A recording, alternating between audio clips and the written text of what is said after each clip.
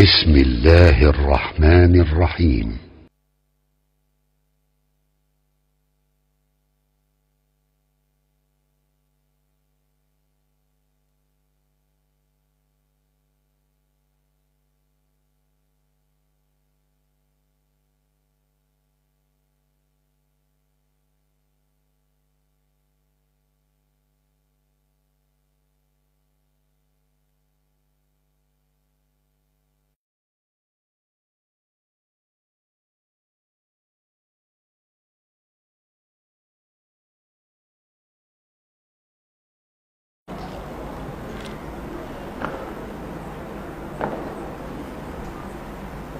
السلام عليكم ورحمة الله وبركاته. الحمد لله رب العالمين، والعاقبة للمتقين، ولا عدوان إلا على الظالمين، وأشهد أن لا إله إلا الله وحده لا ند له ولا ند له ولا شريك له، سبحان رب العزة.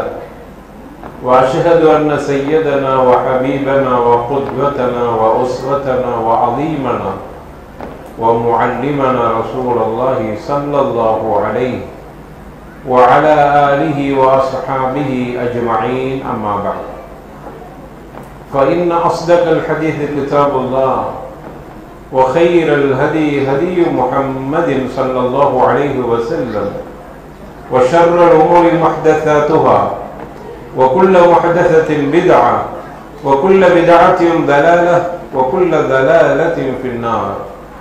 فأعوذ بالله من الشيطان الرجيم. بسم الله الرحمن الرحيم. يا أيها الذين آمنوا اتقوا الله حق تقاته ولا تموتن إلا وأنتم مسلمون.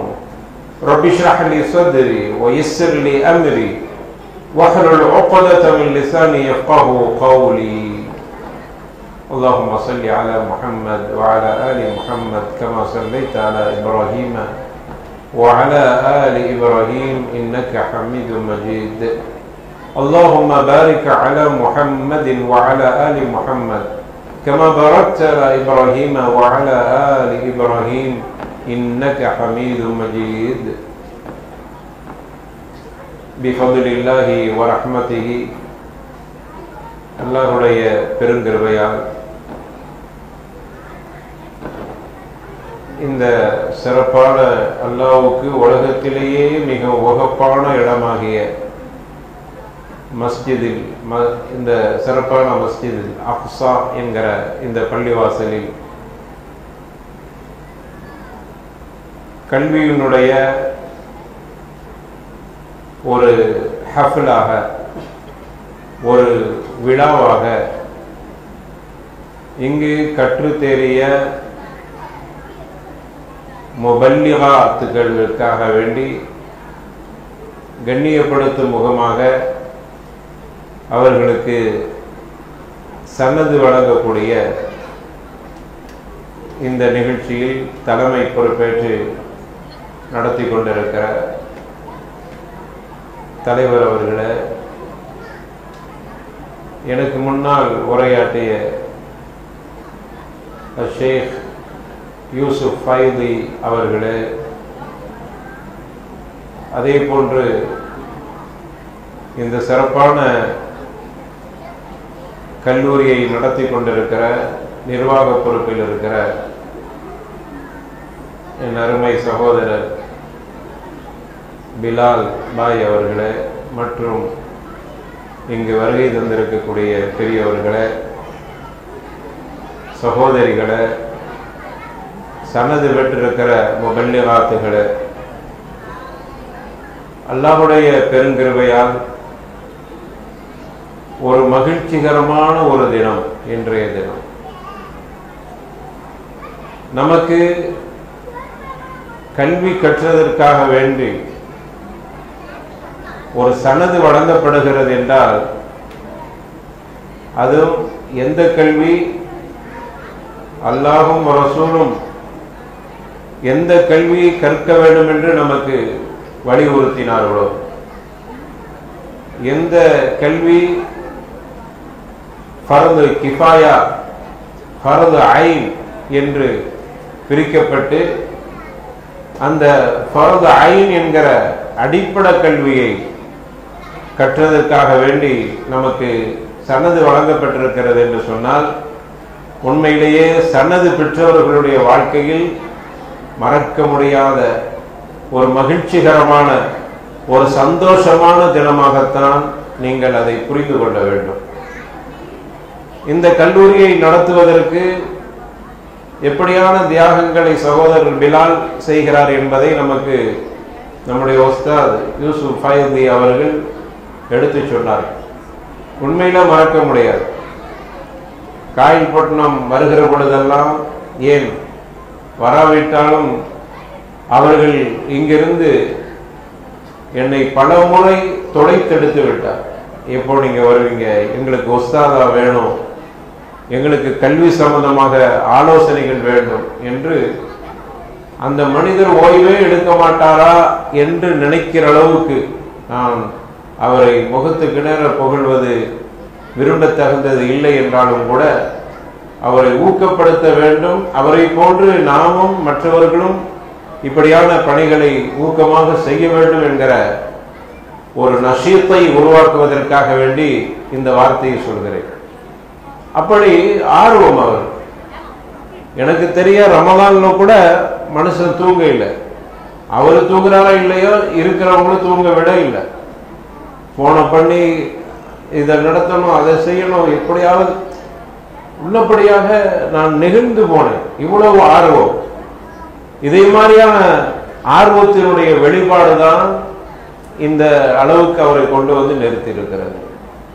இந்த ஆர்வத்தினுடைய இறுதிதான் இப்படிப்பட்ட ஒரு சிறப்பான வடிவத்தை நம் கண்ணுக்கு முன்னால் காட்சியாக தந்திருக்கிறது.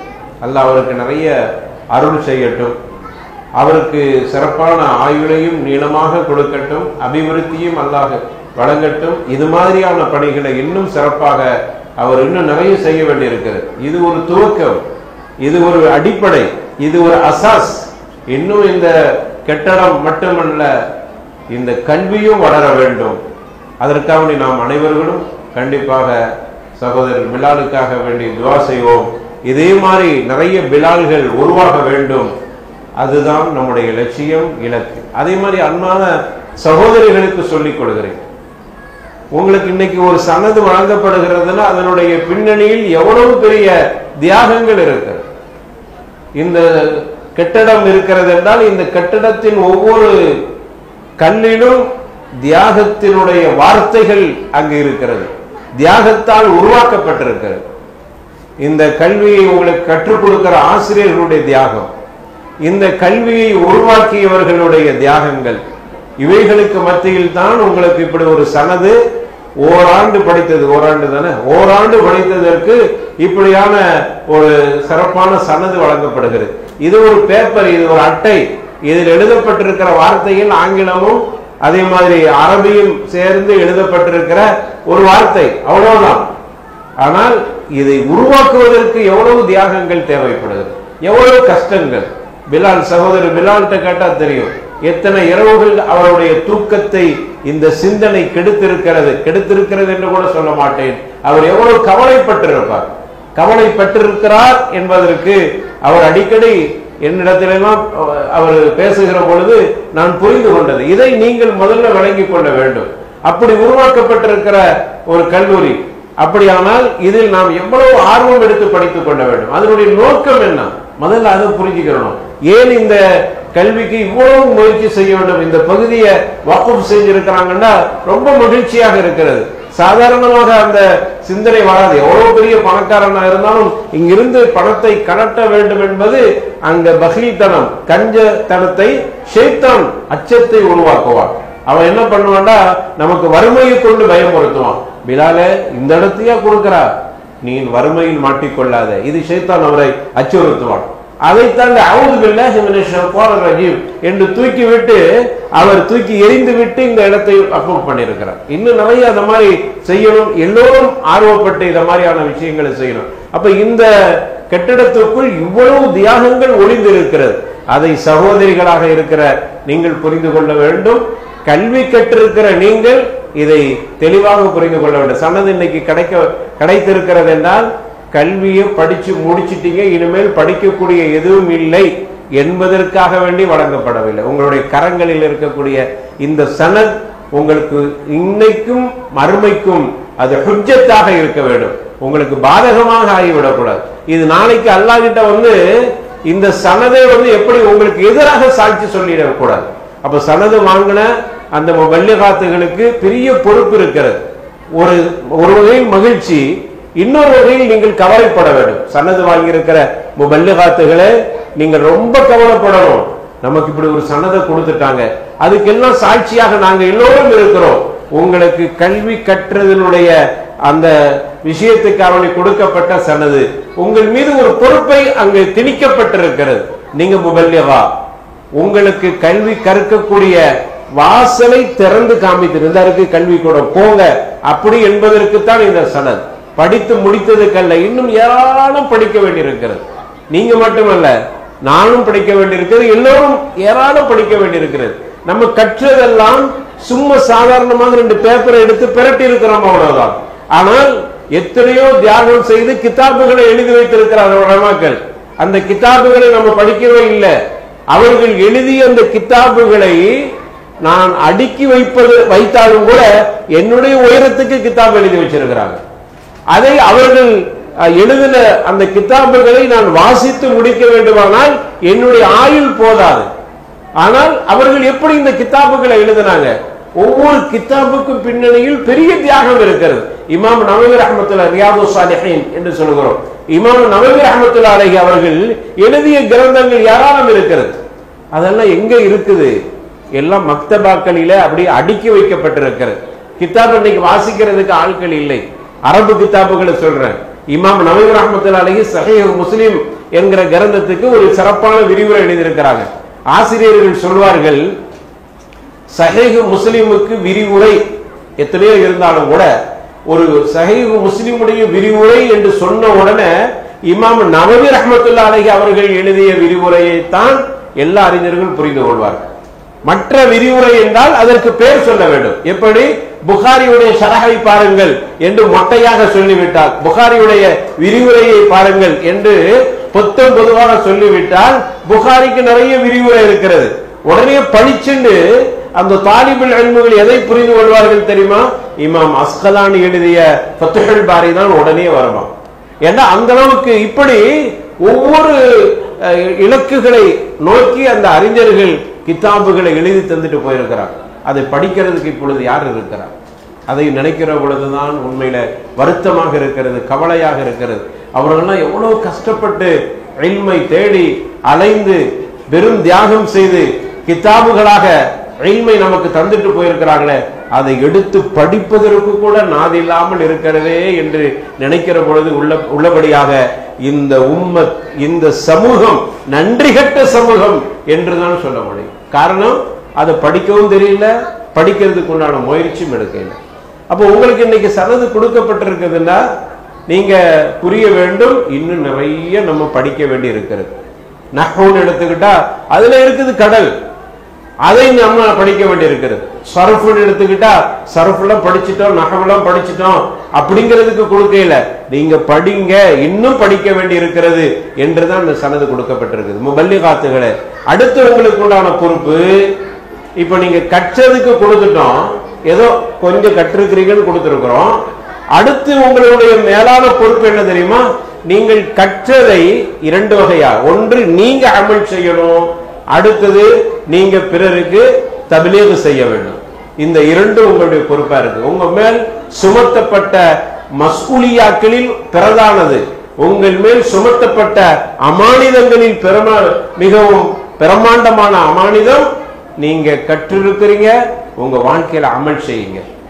இல்முக்கு அமலுக்கும் சின்னதா வித்தியாசம். ஐன் அடுத்தது லாம் மீம், அமல் ஐன் மீம் லாம். இந்த இல்முல தான் அமலும் இருக்கிறது. நீங்க வெறுமன இல்மை மட்டும் சுமந்து கொண்டு கல்வியை மட்டும் வைத்துக் கொண்டு அமல் செய்யவில்லை என்றால் அந்த கல்விக்கு எந்த பயனும் இல்லை. ஏதாவது பயன் இருக்குதா? நான் கற்றேன், என்ன கற்ற? நிறைய படிச்சிருக்கிறார், படிச்சு என்ன பிரயோஜனம்? உன் வாழ்க்கையில் அமல் செய்தாயா? அமல் செய்தாயா என்ற கேள்வியும் இருக்கிறது. நமக்கெல்லாம் தெரிந்த பிரபல்யமான ஹதீஸ், கல்வி கற்றவர்கள் அவர்களுக்கு பிரத்யேகமான கேள்வி, நீ நான் கற்றேன் என்று அவன் சொல்லுவான் அல்லாஹ்வுடைய சன்னிதானத்துல. கற்றப்பா, கற்றதெல்லாம் உண்மைதான், நீ என்ன செய்தாய்? பிறருக்கும் கற்றுக் கொடுத்தேன், சரி இருக்கட்டும், உன்னுடைய வாழ்க்கையில் அமல் செய்தாயா? இதான் முக்கியமான கேள்வி. இன்னைக்கு நிறைய கல்வி கற்றிருக்கிறாங்க, நிறைய குத்தாபுகள் உருவாயிட்டாங்க, நிறைய பயான் பண்றதுக்கு ஆட்கள் உருவாயிட்டாங்க, நிறைய பேர் மார்க்கத்தை இன்னைக்கு பேசுறாங்க. அல்ஹம்துலில்லாஹ் ரப்பில் ஆலமீன், ரொம்ப மகிழ்ச்சி. ஆனா அமல் செய்யக்கூடிய ஆமிலீன்கள் இங்க இருக்கிறாங்க இல்ல. அமல் நிறைய பேர் அமல் செய்யல. பள்ளிவாசல்கள்ல பார்க்கிறோம், அமல் செய்யக்கூடிய ரொம்ப குறைவாக இருக்கிறாங்க. அப்போ உங்கள் மீது சுமத்தப்பட்ட பொறுப்பு என்ன தெரியுமா?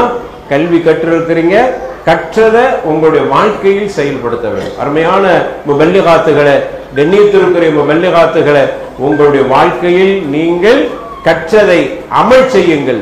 அமல் செய்வது மட்டுமல்ல, நீங்கள் செய்கிற மாதிரி உங்களை சுற்றி இருக்கக்கூடியவர்களுக்கு தப்லீக் செய்யுங்கள், அதை எடுத்து சொல்லுங்கள். உங்க குடும்பத்தில் சொல்லுங்க. முதல்ல குடும்பத்திலிருந்து வாருங்கள், உங்களை மறந்து விடாதீங்க. அடுத்ததாக உங்களுடைய குடும்பம், உங்களுடைய பெற்றோர்கள், தொழுகை இல்லாத பெற்றோர்களாக இருந்தால் அவர்களுக்கு தொழுகையை வலியுறுத்துங்கள். தொழுகைதான் முதலாக கேட்கப்படுகிற கேள்வி. அல்லாஹ்வுடைய தூதர் ஸல்லல்லாஹு அலைஹி வஸல்லம் சொன்னார்கள், முதலாக ஒரு மனிதனிடத்தில் கேட்கப்படுகிற கேள்வி தொழுகையை பற்றித்தான். எனவே தந்தையே நீங்க தொழுதுருங்க, தாயே தொழுதுருங்க என்று உங்களுடைய தாய் தந்தைக்கு நீங்கள் தொழுகையை கொண்டு உபதேசம் செய்ய வேண்டும். உங்களுக்கு நிறைய பொறுப்பு இருக்கிறது. நீங்க அப்படிலாம் செய்ய இல்லைன்னு வைங்க, இந்த சன்னதே நாள மறுமையில நவுது பில்லா ஒரு ஐயாது பில்லா உங்களுக்கு எதிராக அல்லாஹ்விடத்துல அது அல்லாஹ்கிட்ட சாட்சி சொல்லும். இவர் சன்னது வாங்கினாரு, அதுக்கு யாரு சாட்சி? நான் சாட்சி, இவர் சாட்சி, எல்லாரும் சாட்சி. எல்லா மக்களுக்கு மத்தியில சன்னதை வாங்கிவிட்டு அதை எடுத்து நாம் அட்டை போட்டு வீட்டினுடைய சுவரில் குழுவி வைத்தோம். கேட்டா நான் முபல்லிகா படிச்சிருக்கிறேன். முபல்லிகா படிச்சு என்ன செய்தாய்? உன் வாழ்க்கையில் அமல் செய்தாயா? உங்கள் மீது பல கண்கள் இப்பொழுது பார்வையிடும். இவ படிச்சிருக்கிறா, மதரசால போய் படிச்சிருக்கிறா, சன்னது வேற மக்களுக்கு மத்தியில வாங்கிட்டா பாரு, அவ போட்டிருக்கிற பருதாவை பாரு, அவ போட்டிருக்கிற ஷாலை பாரு, அவ பேசுற பேச்சை பாரு, அவ நடக்கிற நடைமுறை வாழ்க்கையை பாரு, அவளுடைய எப்படி என்று உங்களை ஒவ்வொன்றாக விமர்சனம் செய்வார்கள். அது உங்களுக்கு மட்டும் பாதிப்பல்ல, கல்வி கற்றுக் கொடுத்த இங்க கல்லூரியில இங்க படிக்கக்கூடிய அத்துணை பேர்களுக்கும் பாதிப்பு இருக்கிறது. ஆக பெரிய பொறுப்பு உங்களுக்கு இப்பொழுது. கவலை வர வேண்டும். ஆக இவ்வளவு பெரிய ஒரு கஷ்டத்தை நம் மீது சுமத்தி இருக்கிறாங்களா? நம்ம சந்தோஷப்படுவோம்னு பார்த்தா சந்தோஷமும் இருக்கிறது, மகிழ்ச்சியும் இருக்கிறது. அதை தாண்டி பொறுப்பு நம் மீது சுமத்தப்பட்டிருக்கு. அல்லாஹ்வுடைய சன்னிதானத்துல ஒரு புதிய ஃபைல் உங்களுக்காக வேண்டி திறந்து வைக்கப்பட்டிருக்கிறது. அதில் இனிமேல் எழுதப்பட்டு விடும். முபல்லிகான்னு இருக்கிறாங்க, ஆனா எந்த செயலும் இல்லை. ஃபஜ்ர் தொழுகை முன்னாடி எழுந்து தொழ வேண்டியவள் தூங்கி கொண்டிருக்கிறார். 8 மணிக்கு 9 மணிக்கு தான் எந்திரிச்சு தொழுகிறார். இல்ல அவ தொழுகிறா, ஆனா பெற்றோர்களை எழுப்பிவிட இல்லை. கணவனை போய் நீங்க போய் பள்ளியில போய் ஃபஜ்ர் தொழுதுட்டு வாங்கன்னு எழுப்ப விடவில்லை. இதெல்லாம் உங்கள் மீது பொறுப்பு, கடமை உணர்வு. மற்றவர்களுக்கு உபதேசம் செய்ய வேண்டிய கடமையும் இருக்கிறது, நம்முடைய வாழ்க்கையில் செயல்படுத்த வேண்டிய ஒரு உரிமையும் பொறுப்பும் இருக்கிறது. இதை நீங்கள் முபல்லிகாத்துகளை உங்களுடைய வாழ்க்கையில் செயல்படுத்துங்கள். இதை கவனத்தில் வைத்துக் கொள்ளுங்கள். அடுத்து அருமையானவர்களே, கல்வியினுடைய தியாகத்தை நாம் ஒவ்வொன்றாக நினைத்து பார்க்கிற பொழுது உலமாக்கள் இந்த இல்முக்காக வேண்டி பெரிய தியாகம் செய்திருக்கிறார். இப்போ கூட நமக்கு ஷேக் அவர்கள், யூசுப் ஃபைதி அவர்கள் அழகாக சொன்னாங்க, எந்த கல்வியை கற்க வேண்டும். இப்போ நிறைய கல்வி இருக்கிறது. கல்வியும் கூட இன்னைக்கு எதிரெல்லாம் வந்துச்சு, ஆன்லைன்ல கல்வி வந்துருச்சு. அந்த கல்வி இப்ப என்ன ஆயிடுச்சுன்னா தகவலை தெரிந்து கொள்ளக்கூடிய கல்விகளாக ஆயிடுச்சு. கல்வி எப்படி கற்க வேண்டும்? நமக்கு ஜிப்ரீல் அலைஹிஸ்ஸலாத்து வஸலாம் உலமாக்கள் சொல்லுவாங்க, ஹதீஸ் ஜிப்ரீல படிச்சு பாருங்க. அந்த ஹதீஸ் ஜிப்ரீல்ல நமக்கு சொல்லுகிற பாடம், ஒரு ஆசிரியர் ஒரு மாணவர், அவங்க எப்படியான நெருக்கம் அவர்களுக்கு மத்தியில் இருக்க வேண்டும், ஒரு கல்வியை பெறக்கூடிய தர்த்தீப் என்ன, ஆதாபுகள் என்ன, அதனுடைய ஒழுங்குகள் என்ன, அந்த ஹதீஸில் நமக்கு உலமாக்கள் வரிசைப்படுத்தி காட்டியிருக்கிறாங்க. ஒரு கல்வியை கற்கக்கூடியவங்க இப்படி உட்கார்ந்து நேரடியாக அமர்ந்து ஆசிரியர்கிட்ட கல்வி கற்க வேண்டும். அதைத்தான் நமக்கு அந்த ஹதீஸின் மூலமாக விளங்கிக் கொள்கிறோம். அப்ப நம்ம இன்னைக்கு உள்ள கால சூழ்நிலை ஆன்லைன்ல படிச்சுக்கிறோம். இந்த ஆன்லைன்ல படிக்கிற விஷயத்தில் எனக்கு பெரிய அளவில் உடன்பாடு இல்லை. காரணம் என்ன தெரியுமா? ஆன்லைன்ல நம்ம படிச்சா எதை படிச்சுக்கிறோம்? தகவல் உங்களுக்கு கிடைச்சுப்போ, இன்னென்ன தகவலை எல்லாம் படிச்சுக்கிறீங்க. தகவலை மட்டும் தெரிந்து கொள்வதற்கா கல்வி? இஸ்லாமிய கல்வி அப்படியா? தகவலை தெரிந்து கொள்வதற்கு மட்டும் இஸ்லாமிய கல்வி அல்ல. இஸ்லாமிய கல்வி ஒரு மனிதனை அப்படியே மாற்றிவிட வேண்டும் எல்லா விஷயத்திலும். அது இஸ்லாமிய கல்வியினுடைய நோக்கம். அவனுடைய குல்குல, அவனுடைய ஈமான்ல, அவனுடைய செயல்பாட்டுல, அமால்கள்ல, அதே மாதிரி அவனுடைய அக்வால்கள்ல, பேச்சுகள்ல, செயல்பாடுகள்ல, ஈமான்ல, இபாதத்துல, அதே மாதிரி நடைமுறையில என்று அனைத்து விஷயங்களும், குடும்ப வாழ்க்கையில, கணவன் மனைவி மத்தியில, அதே மாதிரி பிள்ளைகள்கிட்ட என்று இப்படி அணுகுணுவாக அவனுடைய வாழ்க்கையில் அப்படியே ஒரு மாற்றத்தையும் ஒரு செயல்பாட்டையும் உருவாக்குவதுதான் இல்ம். அப்படியான இல்மாக நமக்கு இருக்க வேண்டுமானால் நேரடியாக ஆசிரியர்கள் நம்ம கல்வி கற்க வேண்டும். அதைத்தான் நமக்கு இஸ்லாமிய கல்வி உணர்த்துகிறது. ஆனா இன்னைக்கு எப்படி ஆயிடுச்சுன்னா, இப்படி தட்டுனா கல்வி வந்துருது, அப்படியே பொறுப்பு ஹதீசுகளா விழுது. ஒரு பட்டனை அழுத்தினால் அதுல எத்தனையோ இல்மு கிடைத்து விடுகிறது. இவங்க அதன் மூலமா படிச்சுக்கிறாங்க. அதனால தான் இன்னைக்கு என்ன ஆயிப்போச்சு, தகவல்கள் நிறைய தெரிந்து இருக்கிறார்கள், ஆனால் அதை செயல்படுத்தக்கூடியவர்களாக இல்லை. ஏன்னா அந்த இல்மு அப்படி ஏற்படுத்தணும். அப்படி ஏற்படுத்த பயனில்லாத இல்மு கற்று தன்னுடைய வாழ்க்கையில செயல்படுத்த இல்லைன்னா அந்த இல்மு பயனற்ற இல்ம். ரசூலுல்லாஹ் எப்படி துஆ செஞ்சாங்க? இல்ம தா மட்டும்டா கேட்டாங்க. அல்லாஹும்ம இன்னி அஊது பிக்க மின் இல்மி லா யன்ஃபா. ரசூலுல்லாஹ் துஆ செஞ்சது சாதாரணமாக இல்லை. எனக்கு கல்வியத்தா, ஒரு பயனுள்ள கல்வியத்தா என்று கேட்ட ரசூலுல்லாஹ் அல்லாஹும்ம இன்னி அஸ்அலுக இல்மன் நாஃபிஆ இப்படி துஆ செய்றாங்க. இறைவா எனக்கு பயனுள்ள கல்வியத்தா அப்படின்னு கேட்ட ரசூலுல்லாஹ் எப்படின்னு கேட்கிறாங்க? பாதுகாப்பு தேடுறாங்க. அல்லாஹும்ம இன்னி அஊது பிக்க, இறைவா உன்னிடத்தில் பாதுகாப்பு தேடுகிறேன், மின் இல்மி லா யன்ஃபா, பயனற்ற கல்வி எனக்கு தந்துராது என்று உன்னிடத்தில் பாதுகாப்பு தேடுகிறேன். பாத்தீங்களா, இல்ம ரெண்டா பிரிக்கிறார். ஒன்னு பயனுள்ள இல்ம், இன்னொன்னு பயனற்ற இல்ம். எந்த இல்மு வேண்டும்? பயனுள்ள இல்மு வேண்டும். பயனுள்ள இல்முனா என்ன? குர்ஆன் சுன்னாவை படிக்கிறது கூட அது பயனுள்ள இல்மாக இருக்க வேண்டும். எப்படி? உன் வாழ்க்கையில நீ அமல்படுத்தணும், நீ செயல்படுத்தணும், பிறருக்கு அதை எடுத்து சொல்லணும். நான் நல்லா படிச்சிருக்கேன், குர்ஆன் சுன்னாவால அப்படியே கரைச்சு குடிச்சிட்ட, ஆனா என் வாழ்க்கையில செயல்படுத்த இல்லை, பிறருக்கு நான் எடுத்து சொல்லவில்லை. இப்ப அந்த இல்மு என்ன இல்மு? எனக்கு பயன் இல்லாமல் ஆயிற்று, நாளை மறுமையில் அதை பற்றி நான் விசாரிக்கப்படுவேன். இப்படி ஒரு அச்சம் இருக்க வேண்டும்.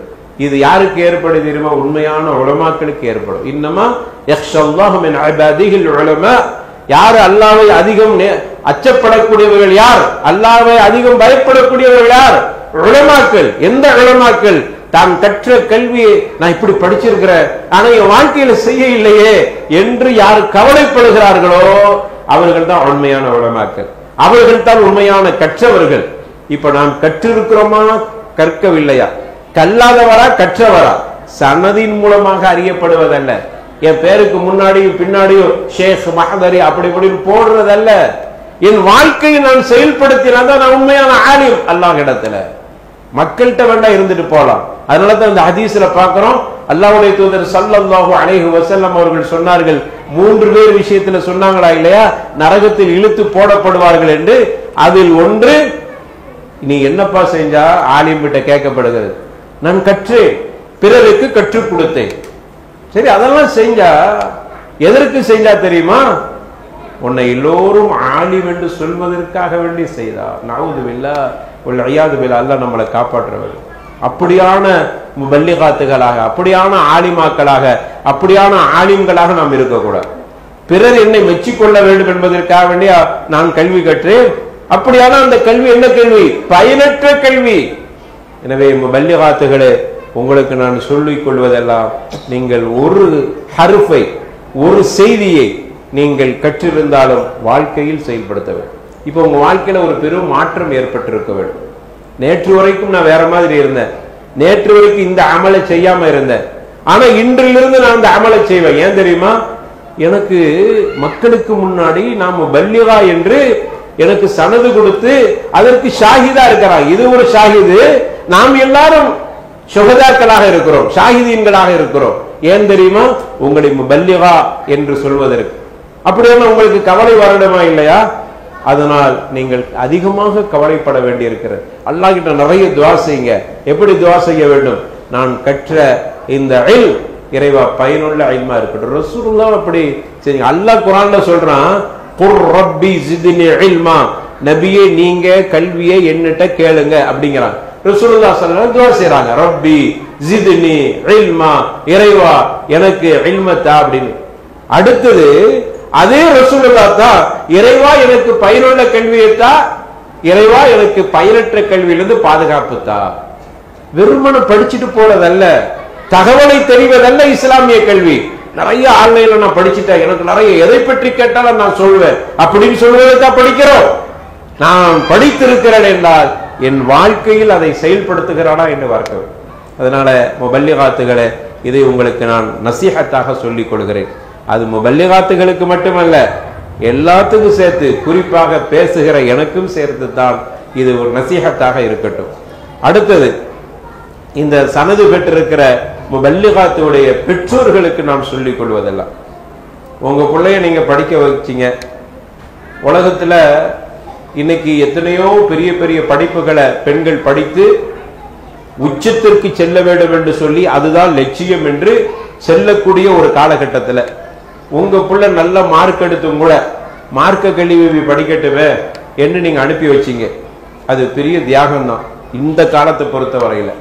என் பிள்ளை பெரிய பட்டப்படிப்பு படிச்சு பெரிய இடத்துல உட்காரணும்னு சொல்லி ஆசைப்பட்டு பர்தாக்களை கூட தூக்கி வீசி விட்டு, பர்தா இல்லாமல் தான் உனக்கு கல்வி கூடத்தில் இடம் இருக்கிறது என்று சொன்னால் அதற்கும் தியாகம் செய்வதற்கு இஸ்லாமிய பெண்கள் தயாராயிட்டாங்க.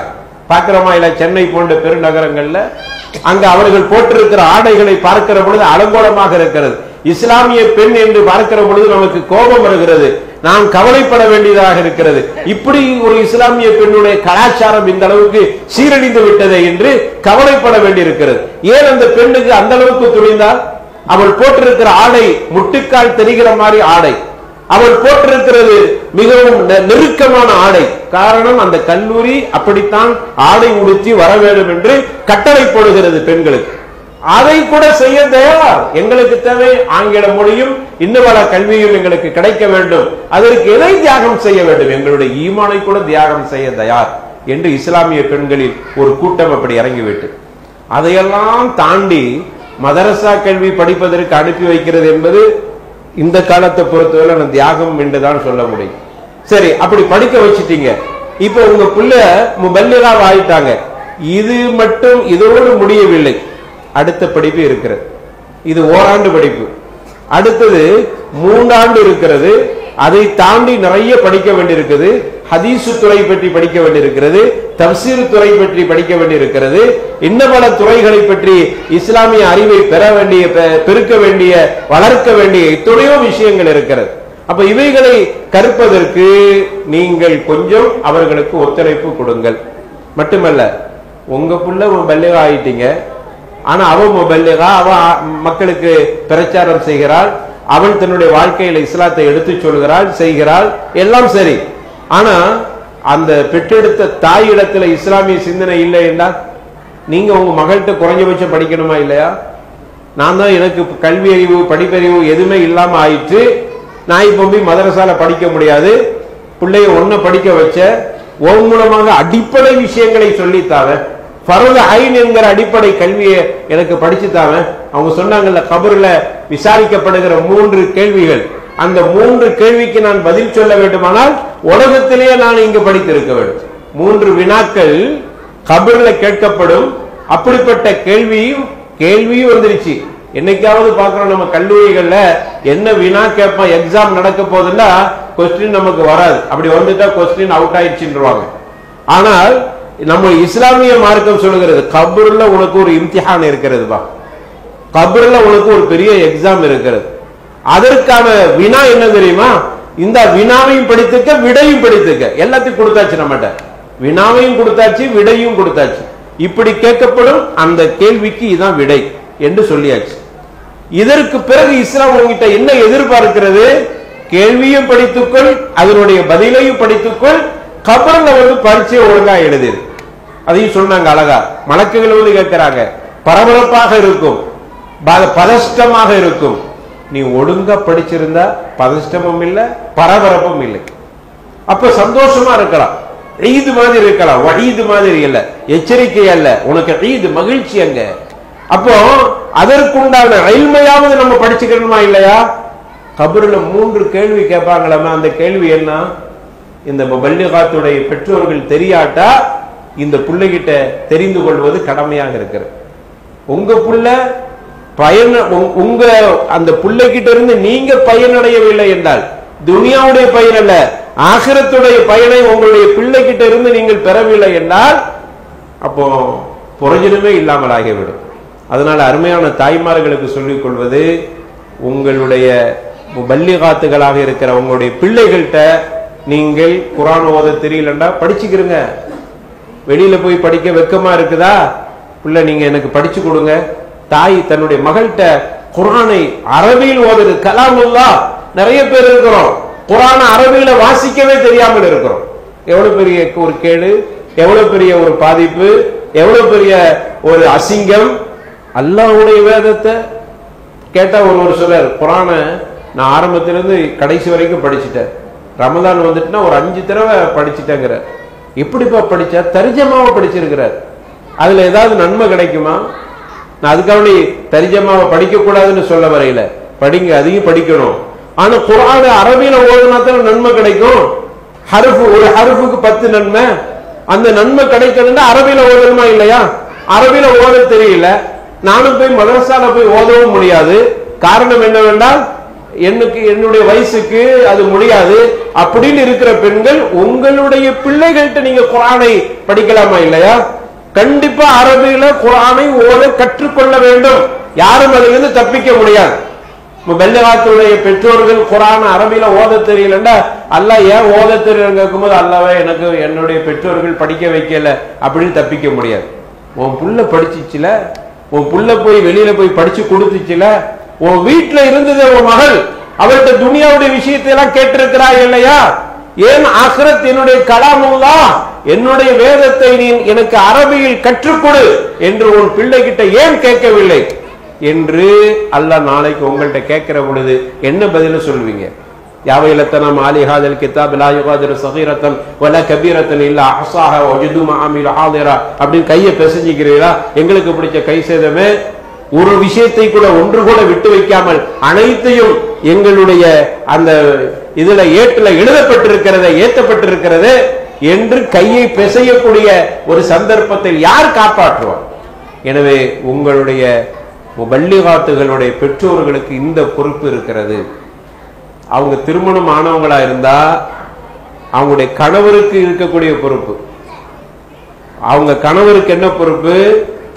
என் மனைவி மார்க்கத்தை படிச்சிருக்கா, மார்க்கம்னு ஒன்னா உங்க மனைவி மார்க்கத்தில் உள்ளதை உங்களுக்கு சொல்லி சொன்னால் கண்டிப்பா நீங்க கேட்கிற, மனைவி சொல்ல கேட்கிற அப்படின்னு உலகம் சொல்லிருமே, மனைவி சொல்ல கேட்கிறதாக சொல்லாது, மார்க்கத்தின் அடிப்படையை சொல்லி தருகிறார் என்றுதான் சொல்லும். அப்ப அந்த ஒரு சூழ்நிலையை உருவாக்கி கொள்ள வேண்டும். அதே மாதிரி இறுதியாக முபல்லிகாத்துகளுக்கு சொல்கிறேன், முபல்லிகாத்தையும் குறி வச்சு சொல்றேன். ஏன்னா சனது நம்ம வேற தலைப்புல பேசி அவங்கதான் இன்னைக்கு மைய கருத்து. அவங்க இன்னைக்கு நிறைய சனது வாங்கிட்டு போற ஆலிமாக்களுடைய லட்சணங்கள் சில நேரங்கள்ல என்னத்தை போட்டு ஆலிமா படிச்சு அவங்க பயானம் பண்ணி எங்க அவங்களே செயல்படுத்த இல்லையே அப்படிங்கிற ஒரு விமர்சனமும் பின்னாடி வந்துகிட்டு இருக்கிறது. அப்ப அதற்கு ஒரு இலக்கு ஆகிடக்கூடாது, முன்மாதிரி அங்க இருக்கணுங்கிறதுக்காக சொல்றேன். எங்க கல்யாணம் முடிஞ்சிட்டா நிறைய ஆலிமாக்கள் தங்களுடைய கணவன் விஷயத்துல கட்டுப்படுறது இல்லை அப்படிங்கிற ஒரு மோசமான ஒரு செய்திகள் பரவி கொண்டிருக்கிறது. அது பல்லிகாத்துகளை உங்களுடைய வாழ்க்கையில் அது நிற்க கூடாது, அப்படி ஒரு நிலை ஏற்படக்கூடாது. அதனால என்ன ஆகுன்னா ஆலிமா படிக்க வைக்கவே யோசிக்கிற ஒரு நிலை வந்து விடுகிறது. அதனால் நீங்க என்ன பண்ணணும்னா உங்களுடைய கணவன் விஷயத்தில் அவர் சொல்கிற நல்லவைகளுக்கு கண்டிப்பாக நீங்க கட்டுப்படணும். ஏனென்றால் கணவன் தான் உங்களுக்கு சொர்க்கம், ஹுவ ஜன்னத்துக்கி ஹுவ நாருக்கி, அவர்தான் உங்களுக்கு சொர்க்கம், அவர்தான் உங்களுக்கு நரகம். சொர்க்கத்தை தேடி நீங்க கஅபத்துல்லாஹ்க்கு போக தேவையில்லை. உங்க கணவனுக்கு கட்டுப்பட்டு ஒழுங்கா நடந்தீங்கன்னா நல்ல விஷயங்களுக்கு அவங்களுக்கு அவரே சொர்க்கம், அவரே நரகம். இன்னைக்கு அந்த மாதிரியான விஷயங்கள்ல நிறைய பேர் வந்து சொல்றாங்க, ஆலிமாவை ஆயிட்டாங்க, என் மனைவி ஆலிமா தான், ஆனா என் பேச்சை கேட்கறதே இல்லை, எனக்கு கட்டுப்படுறதே இல்லை, நான் நல்லது சொன்னாலும் கேட்கறதே இல்லை. பல்லிகாத்துகளே, உங்களுக்கு அந்த நிலை வரக்கூடாது. நீங்க முன்மாதிரியா இருக்கணும். அவர் படிக்க இல்லை தான் மார்க்கத்தை, ஆனா அவர் சொல்ற நல்லது அவர் கணவர். ஒரு ஆண் பெண்ணுடைய நிர்வாகி. அப்ப அவர் சொல்லுகிற பொழுது நீங்கள் கண்டிப்பாக ஏற்றுத்தான் ஆக வேண்டும் நல்லவைகளை. அப்ப அதையும் வாழ்க்கையில் செயல்படுத்த வேண்டும். நீங்க உங்க கணவன் சொல்ல கேட்டாதான் உங்களுடைய பிள்ளை நாளைக்கு அவருடைய கணவர் சொல்லை அந்த பிள்ளை கேட்கும். அப்பதான் ஒரு உம்மத்தி முஹம்மதியா என்கிற அற்புதமான ஒரு சமூகத்தை உங்களின் மூலமாக உருவாக்க முடியும். ரசூலுல்லாஹி ஸல்லல்லாஹு அலைஹி வஸல்லம் சொன்னாங்களா இல்லையா? இப்ப இன்னி பிக்முல் உம்மமா யௌமல் கியாமத்து வலவ் விஸகத், நாளை மறுமையில என்னுடைய உம்மத்து கஸரத்தா அதிகமாக இருப்பதை பார்த்து மகிழ்ச்சி அடைவேன். எப்போ நம்முடைய ரசூலுல்லாஹ்வுடைய உம்மத்தாக நம்முடைய பிள்ளைகள் ஆகும்? நம்ம அவர்களை இஸ்லாமிய நெறியோடு வளர்த்தாதான் நம்முடைய பிள்ளைகள் ரசூலுல்லாஹ்வுடைய உம்மத்தாக இருக்க முடியும். அது முபல்லிகாத்துகளுக்கு கூடுதல் பொறுப்பு இருக்கிறது. நம்ம பிள்ளையும் இஸ்லாமிய நெறியோடு வளர்க்க வேண்டுமானால் நீங்க இஸ்லாமிய உணர்வோடு வாழ வேண்டும். உங்களுடைய கணவனுடைய நல்ல விஷயங்களை நீங்கள் கேட்க வேண்டும். அப்படி கேட்டா மட்டும்தான் உங்க பிள்ளைய நீங்க நல்ல இஸ்லாமிய சிந்தனை உள்ள பிள்ளைகளாக உருவாக்க முடியும். அப்போ அதையும் கவனத்தில் வைத்துக் கொள்ள வேண்டும். அது மட்டுமல்ல, உங்களுக்கு ஏராளமான பொறுப்புகள் இருக்கிறது. பொறுப்பு மட்டுமல்ல, இன்னும் நிறைய கற்றுக்கொள்ள வேண்டிய அந்த சூழ்நிலையும் இருக்கிறது. அதையும் கவனத்தில் வைத்துக் கொள்ளுங்கள். நடைமுறை இன்னைக்கு பார்க்கிறோம், உலகத்துல வாழக்கூடிய சந்தர்ப்பத்தில் எவ்வளவு காலத்துக்கு உலகத்துல வாழ்வோம் நமக்கு தெரியாது. ஒரு குறிப்பிட்ட காலத்துக்கு பிறகு நாம் கண்டிப்பாக நம் மரணம் வரும். மரணத்திற்கு பிறகு ஒரு உன்னதமான வாழ்க்கை இருக்கிறது. அந்த சிந்தனை எப்பொழுது நம்முடைய கல்வில ஓடிக்கொண்டே இருக்க வேண்டும்.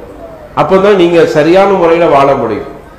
நம்முடைய வாழ்க்கை கற்றதன்படி அமைத்துக் கொள்ள வேண்டும் என்றால் மறுமையை பற்றியான சிந்தனை கண்டிப்பாக இருக்க வேண்டும். மறுமை அடிக்கடி நினைத்து பாருங்க, மரணத்தை நினைத்து பாருங்க. அப்படியெல்லாம் நினைக்கிற பொழுதுதான் உங்களுடைய வாழ்க்கை சிறப்பாக சீராகவும் இருக்கு. நம்ம பார்க்கிற கல்வி, நமக்கு எல்லாம் கல்வியை கொடுத்துட்டு போன இமாம் புகாரி ரஹ்மத்துல்லாஹி அலைஹி ஹதீஸ் கலையை, ஹதீஸை உருவாக்கி பெரிய தொகுப்பாக நம்ம இடத்துல தந்திருக்க. அன்னைக்கு சர்வசாதாரணமா புகாரியில இருக்க அந்த வார்த்தையை கூட சொல்ல உச்சரிக்க தெரியாதவர்கள் கூட சாதாரணமாக புகாரி இமாமை சும்மா சாதாரணமாக எள்ளி நகையாடக்கூடிய ஒரு விஷயத்தை பார்க்கிறோம். இமாம் புகாரி ரஹ்மத்துல்லாஹி அலைஹி அந்த ஹதீஸ் தொகுப்பை உருவாக்குவதற்கு அவர்கள் பட்ட கஷ்டங்களை கொஞ்சம் நினைத்து பாருங்கள். இன்னைக்கு கிதாபா இன்னைக்கு பிரிண்ட் வந்து கையில வந்துருச்சு. கிதாபு வர்றதுல நம்ம மொபைல்லே வச்சிருக்கோம். அப்படியே தேய்ச்சி விட்டோம்னா அப்படியே ஹதீஸா வந்து விழுது.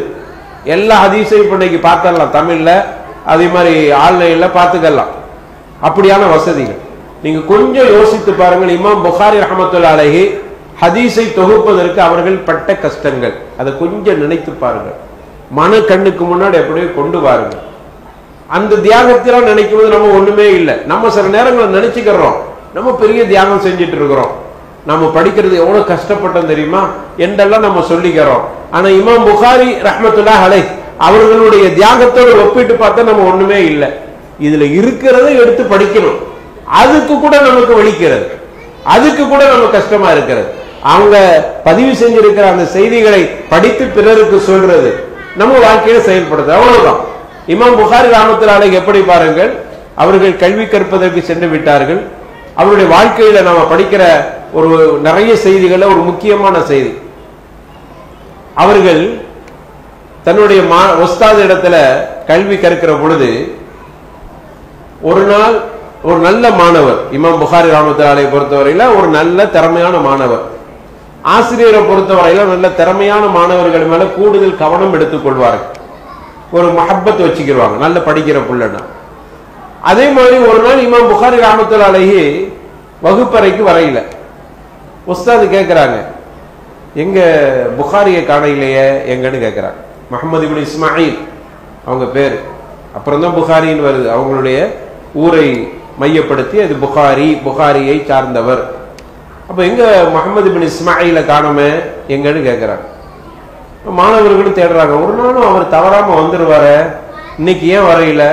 அவருடைய நண்பர்கள்லாம் அவர் தங்கியிருக்கிற வீட்டில் போய் பார்க்கறாங்க. அவரை போய், எங்க முஹம்மது எங்க, வெளியே வாங்க, ஏன் நீங்க வரையில? அவங்களால வெளியே வர முடியல, வீட்டுக்குள்ளதான் இருக்கிறாங்க, வகுப்புக்கும் வரையில. அன்னைக்கு ஏன் வரையில?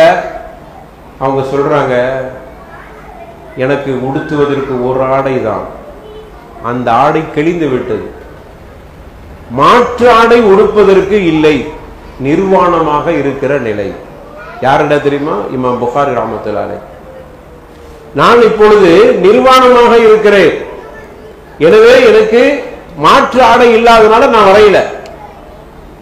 உடனே நண்பர்கள்லாம் ஆளு கொஞ்சமா அவங்க பணத்தை போட்டு அவங்களுக்கு ஒரு ஆடையை வாங்கி கொடுக்கிறார். மாற்றாடை உடுத்த பிறகு இமாம் புகாரி ரஹ்மத்துல்லாஹி அலைஹி வெளியில் வந்தார்கள். இதெல்லாம் நம்ம நினைக்கும் போது எவ்வளவு பெரிய தியானம் செஞ்சிருக்கிறாங்க. இன்னைக்கு இந்த ஹதீஸ் தொகுப்பை நம்ம கையில இன்னைக்கு இமாம் புகாரி ரஹ்மத்துல்லாஹி அலைஹி கொடுத்திருக்கிறாங்கன்னா, அவர்களுடைய வாழ்க்கை வரலாற்றை படித்து பார்க்கிற பொழுது நம்முடைய கல்வி அப்படியே கலங்கி விடுகிறது. கண்ணிலிருந்து கண்ணீர் வந்து விடும். அப்படிப்பட்ட இது மாதிரி நிறைய தியாகங்கள் செஞ்சிருக்கிறார். இமாம் ஷாஃபிஈ ரஹ்மத்துல்லாஹி அலைஹி அவங்களுடைய தியாகத்தை எடுத்துக்கொள்ளும். இந்த உலமாக்களுடைய, இந்த அறிஞர்களுடைய, உலமாக்கள் என்று சொல்றதெல்லாம் நம்ம இப்ப இன்னைக்கு பாக்குறோம்ல, ஆலிம் அப்படி இப்படி சொல்றோமே, அவர்கள் அல்ல. நான் சொல்றது இமாம்கள், இமாம் பெருமக்கள், ஐம்மாக்கள், சலஃபு சாலிஹீன்கள், இவர்களுடைய வாழ்க்கை வரலாறு கொஞ்சம் படிச்சு பாருங்க.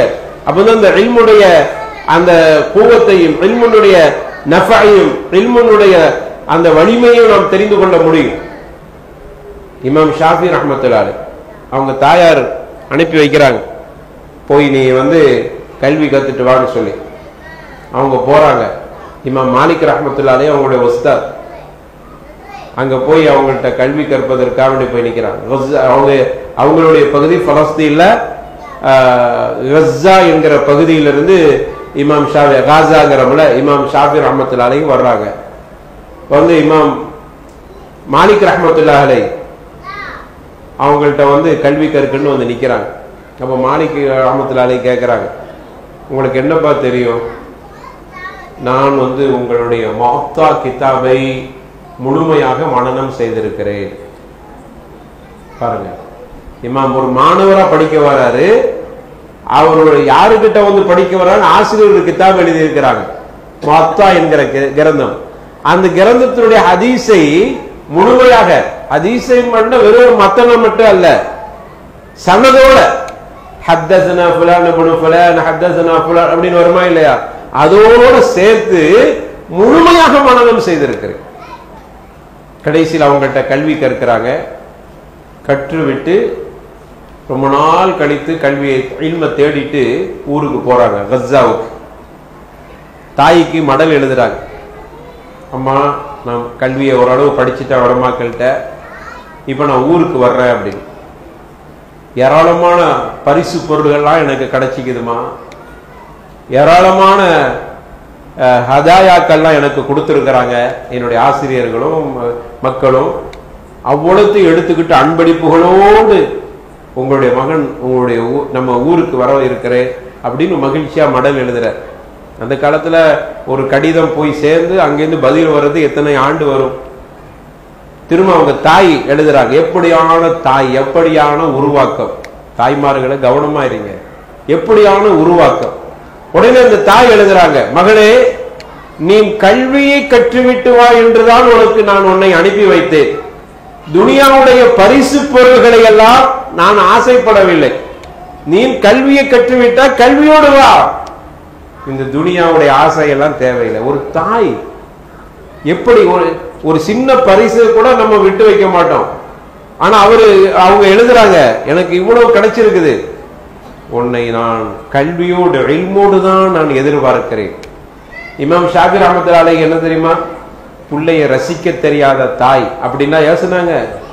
தங்கள்கிட்ட இருந்த அனைத்து பரிசு பொருள்களை தர்மம் செஞ்சுட்டு அம்மா கிட்ட அப்படியே போய் தனி மனிதனா போய் நிக்கிறாங்க.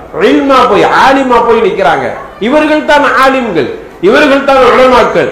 அவர்களின் மூலமாக எழுதப்பட்ட கிரந்தங்கள் யாரால எந்த அளவுக்கு என்றால் இமாம் ஷாஃபி ரஹ்மத்துல்லாஹி அலைஹி அவங்களுடைய கல்விக்கு ஒரு பெரிய எடுத்துக்காட்டு.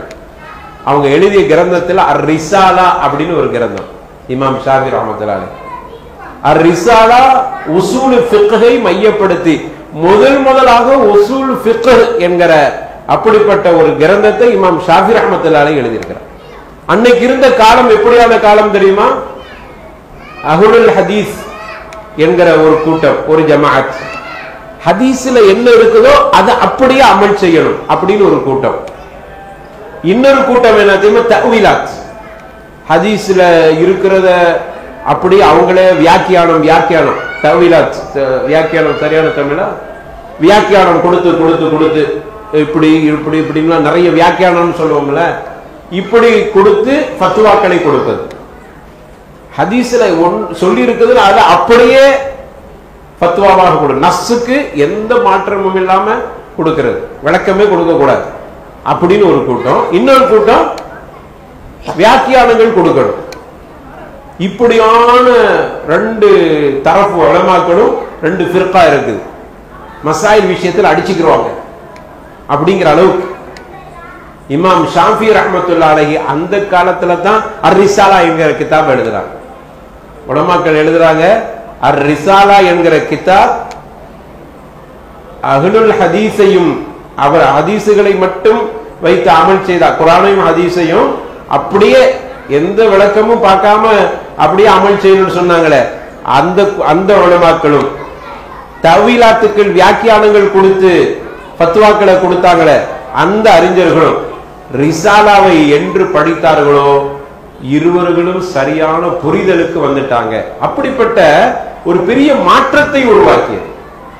ரிசாலாவை படித்த அறிஞர்கள் சொல்லுவாங்க, ஒரு அறிஞர் சொல்றாங்க, அவருடைய மாணவர், அவருடைய நண்பர் மாணவர், அவங்க சொல்றாங்க, நான் ரிசாலாவை 500 தடவை படித்திருக்கிறேன், வாசித்திருக்கிறேன். ரிசாலாவை 500 தடவை வாசித்திருக்கிறேன். ஒவ்வொரு முறையும் வாசிக்கிற பொழுதெல்லாம் ஒவ்வொரு புது வகையான இல்மை அதிலிருந்து பெற்றிருக்கிறேன். பாருங்க, அப்ப எவ்வளவு பெரிய பஹர், கடல். இமாம் ஷாஃபிஈ ரஹ்மத்துல்லாஹி அலைஹி இல்முடைய ஒரு பெரிய கடலாக இருந்தார்கள். அவர்களுடைய இல்முக்கு எடுத்துக்காட்டுத்தான் அந்த ரிசாலா. அப்ப இந்த கிதாபுகள்லாம் அவங்களுடைய தியாகத்திற்கு ஒரு பெரிய எடுத்துக்காட்டு. அப்ப இதையெல்லாம் நம்ம படித்து பார்க்கிற பொழுது உள்ளபடியாக நம்முடைய கண்கள் எல்லாம் குளமாகிவிடும். அப்ப நம்ம என்ன தியாகம் செஞ்சிருக்கிறோம் இதைத்தான் கொஞ்சம் ஒரு 4 புத்தகத்தை பெறட்டின உடனே நமக்கு பெரிய ஆலிம், பெரிய ஷேக் அப்படிங்கிற மாதிரி நமக்கு ஒரு மிதப்பு வந்து விடுகிறது. இவங்களோட ஒப்பிட்டு பார்க்கும்போது நம்ம எல்லாம் ஜாகில்கள், ஜுஹலாக்கள். நம்மகிட்ட எல்லாம் ஒண்ணுமே இல்லை, லாஷை, நம்மகிட்ட எல்லாம் ஒண்ணுமே இல்லை, லைசபி ஹைர், நம்மளை கொண்டு எந்த நன்மையும் இல்லை. காரணம் என்ன தெரியுமா? அந்த தியாகத்தை ஒப்பிடும் போது இங்க ஒண்ணு இல்லை. ஏதோ கொஞ்சம் ஒரு 4 வரக்காக்களை பெரட்டி, 4 பேப்பரை பெரட்டி ஏதோ ஒரு செய்தியை தெரிஞ்சிருக்கிறோம், வாழ்க்கையில் அமல் செய்றோம், 4 பேருக்கு சொல்லி கொடுக்கிறோம். அல்ஹம்துலில்லாஹி ரப்பில் ஆலமீன், ரப்பனா தகப்பல் மின்னா, அல்லாஹ்வே ஏத்துக்க அப்படின்னு சொல்லி நம்ம உலக வாழ்க்கையில சிறப்பா நடந்துட்டு போகணும். அதுக்கு என்ன செய்யணும்னா, நீங்க இந்த தியாகம் செய்த உலமாக்களுடைய வரலாறுகளை கொஞ்சம் பிரட்டி பாருங்க. மறக்கடிக்கப்பட்டு விட்டோம், மறுத்தளிக்கப்பட்டிருக்கிறோம். ஒண்ணுமில்ல, பெரிய ஒரு அகீதாவுடைய கிதாப் எழுதிய அறிஞர்கள் ஒரு ஆளு இந்தியாவை சார்ந்தவர், சித்திக் ஹசன் கான். இந்த சித்திக் ஹசன் கான் போபால் என்கிற பகுதியில் பிறந்தவங்க. ஒரு பெரிய அரச குடும்பத்தில் உள்ளவங்க, முகலாயர் அரச வம்சத்தில் உள்ளவங்க. அவங்களுடைய மனைவி ஒரு பெரிய அமீரா, ஒரு பகுதியினுடைய அவங்க பொறுப்பாளராக இருக்கிறாங்க. அப்படிப்பட்ட ஒரு பெரிய அறிஞர் தான் சித்திக் ஹசன் கான். அத்தீனு ஹாலிஸ் அப்படின்னு கிதாப் எழுதியிருக்கிறார். அந்த கிதாபுல முஹம்மது இப்னு அப்துல் வஹாப் நஜ்தி ரஹிமஹுல்லாஹ் அவர்கள் கிதாபு தவ்ஹீத் உடைய கிதாபுடைய என்ன சொல்லி இருக்கிறாங்களோ அதனுடைய ஒரு சாராம்சம் ரொம்ப விரிவாகவே எழுதியிருக்கிறார் அத்தீனுல் காலிஸ்ல. நமக்கு ஆச்சரியமா இருக்குது. முகமது இப்னு அப்துல் வஹாப் நஜ்தி அவர்கள் அன்னைக்கு அங்க தௌஹீத சொன்னாங்க. இந்தியாவுல ஒரு மூலையில போபால்ல இருந்துகிட்டு ஒரு பெரிய அரச குடும்பத்தில் உள்ளவர், அவர் எப்படி அந்த அகீதாவை புரிந்து அரபியிலையும் உருதுலையும் எப்படி அவரால் கிதாப் எழுத முடிஞ்சிச்சு? நான் நினைக்கிறேன் ஒவ்வொரு ஜுஸும் இந்த அளவுக்கு இருக்கும். ஒரு பாகம் இந்த தடிப்பை இந்த மாதிரி இருக்கும். இதே மாதிரி 4 பாகம் எழுதியிருக்கிறாங்க அத்தீனுல் காலிஸ். ஏராளமான கிதாப் அரபியிலையும் உருதுலையும். இந்த அறிஞர்களை எல்லாம் நம்ம ஒப்பிட்டு பார்க்க நம்மளாம் ஒண்ணும் இல்லை. நம்ம தான் பெருசா இந்த மார்க்கத்துக்கு தியாகம் செஞ்சதை போன்று நாம் நினைக்கிறோம். சில நேரங்கள்ல நமக்கு அப்படி ஒரு நினைப்பு, நம்மளை வச்சுதான் மஸ்ஜித் அக்ஸா மதரசாவுடைய பணிகள்லாம் நடந்துகிட்டு இருக்குது அப்படி நம்ம நினைச்சுக்கிறோம். ஆனா மேல அந்த அறிஞர்கள் செய்த தியாகத்தை நினைச்சு பார்க்கவும் நம்ம ஒண்ணுமே இல்லை. நம்ம சும்மா தண்ணீர் ஒண்ணுமே இல்லை, தண்ணியா போயிட வேண்டியதான். இதெல்லாம் பல்லிகாத்துகளுக்கு மட்டுமல்ல, நம்ம எல்லாத்துக்கும் சேர்த்து சொல்றது. நம்ம ஒண்ணுமே இந்த மார்க்கத்துக்கு செய்யாம இருக்கிறோம். இந்த உலமாக்களுடைய தியாகங்களை ஒப்பிட்டு பார்க்கிற பொழுது அவ்வளவு பெரிய இந்த தீனுக்கு அவ்வளவு ஹிதுமத்தை செஞ்சுட்டு போயிருக்கிறாங்க.